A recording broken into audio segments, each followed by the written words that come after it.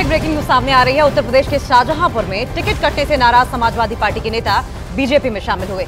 Samajwadi party नेता राकेश कश्यप को मंत्री सुरेश खन्ना ने बीजेपी की सदस्यता दिलाई है। माफ कीजिएगा, राजेश कश्यप को वित्त मंत्री सुरेश खन्ना ने बीजेपी की सदस्यता दिलाई। बताया गया कि समाजवादी पार्टी ने पहले राजेश कश्यप को उम्मीदवार बनाया था, हालांकि बाद में समाजवादी पार्टी ने उनका टिकट काटकर ज्योत्सना गोंड को दे दिया, जिससे कि नाराज होकर राजेश कश्यप ने बीजेपी ज्वाइन कर ली है। तो बड़ी अपडेट, उत्तर प्रदेश के शाहजहांपुर में टिकट कटने से नाराज समाजवादी पार्टी के नेता बीजेपी में शामिल हो गए हैं।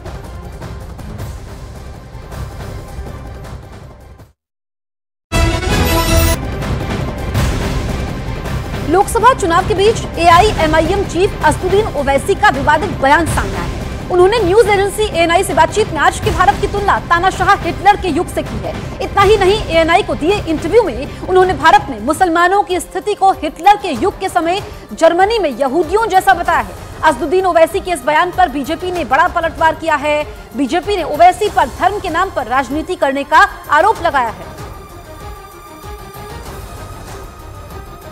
भारत में आज जो पोजीशन है मुसलमानों की, वो 1930 के हिटलर के जमाने में जो यहूदियों से जो हरकतें होती थी वही स्टेज पे है।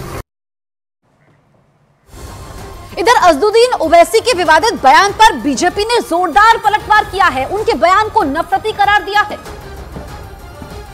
सारी देश में हिंदू व मुस्लिमों एक ही है। हम कभी कोई रिलीजियस के खिलाफ नहीं है, मगर जो रिजर्वेशन है, रिजर्वेशन के बारे में भारतीय जनता पार्टी जो हाईकोर्ट का जजमेंट है अनकॉन्स्टिट्यूशनल है, यही प्रधानमंत्री रिफर कर रहे हैं। हम रिलीजियस के नाम पर रिजर्वेशन नहीं देना चाहिए। डॉक्टर बाबा साहब अम्बेडकर को भी यही बोलना था। हिटलर कौन था? निजाम था या कोई और था? ओवैसी को अपना दौर याद नहीं रखता है। जरा याद गिना दे तो कितने मुस्लिम देशों में लोकतंत्र है। बहुत हिटलर की बात याद आ रही है। इतनी ही हिटलर शाही है तो इतना बोल कैसे पा रहे हैं? अगर हिटलर शाही होती तो वैसे इतना बोल पाते? पहले तो ये खुद से पूछें सवाल, उसके बाद ये सब बयान दें।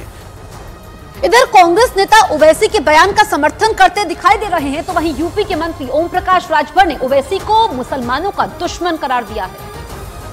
प्रधानमंत्री जिस तरीके के बयानात दे रहे हैं, कम्युनल स्टेटमेंट्स मुसलमानों के खिलाफ, उससे कोई भी आदमी किसी भी तरीके का बयान दे सकता है।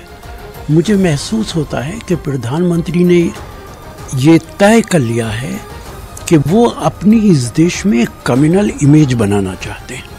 शायद उन्हें लगता है कि उनकी कम्युनल इमेज से ही उनको फ़ायदा पहुंचेगा। हालांकि पूरी दुनिया के अंदर दुनिया के लीडर्स, दुनिया के अखबारात उनके खिलाफ लिख रहे हैं। हद ये है कि अमेरिका के प्रेसिडेंट बाइडेन तक ने क्रिटिसाइज किया है। विपक्ष का कहना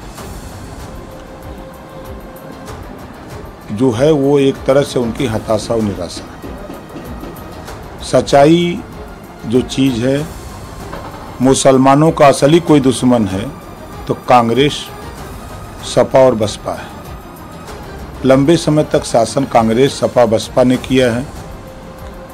बीजेपी से नफरत सिखाया तो कांग्रेस, बसपा, सपा ने सिखाया मुसलमानों को। और आज़ादी के बाद नौकरियों में 38% मुसलमान था, आज 1% रह गया है। कौन जिम्मेदार है? कांग्रेस, सपा, बसपा जिम्मेदार है।